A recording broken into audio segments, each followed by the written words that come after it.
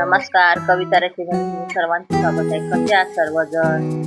मकर संक्रांती जवळ येते, त्यासाठी आपण काळ्या तिळाचे लाडू बनवतो. त्यासाठी अर्धा किलो काळे तीळ, अर्धा किलो गूळ आणि पाव किलो शेंगदाणे घेतले आहेत.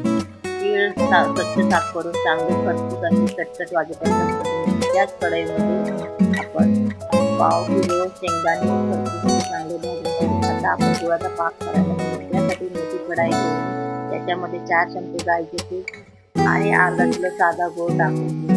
नंतर गूळ वितळण्यासाठी त्याच्यामध्ये पाव वाटी पाणी टाकून गूळ पूर्णपणे भिजवून घेऊ. नंतर गूळ उकळायला सुरुवात झाली की 2-3 मिनिटे चांगला सगळा भिजवून ठेवू.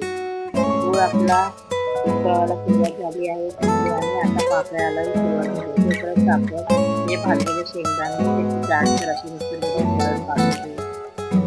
नंतर आता एका ताटामध्ये भाजलेले तीळ आहे त्याच्यामध्ये वाटलेले शेंगदाणे आणि 2 चमचे वेलची पावडर आणि चिमूटभर मीठ टाकून मिश्रण सर्व मिक्स करू. एका ताटाला आपण 1 चमचा तूप लावून घेऊ.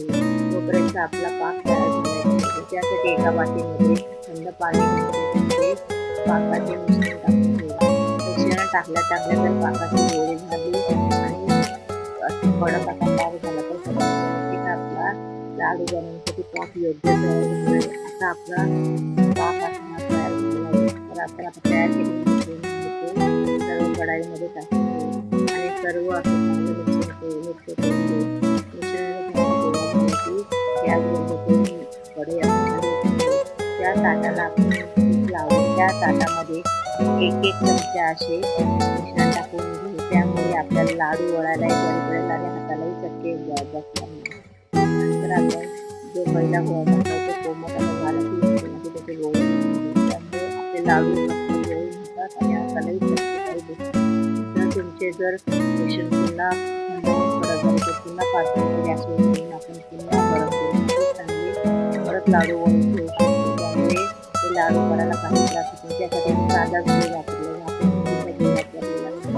आणि अर्धा किलोची माझी 120 लाडू तयार झाले. जर तुम्हाला माझी रेसिपी आवडल्यास आपल्या चॅनल सबस्क्राईब करा. धन्यवाद.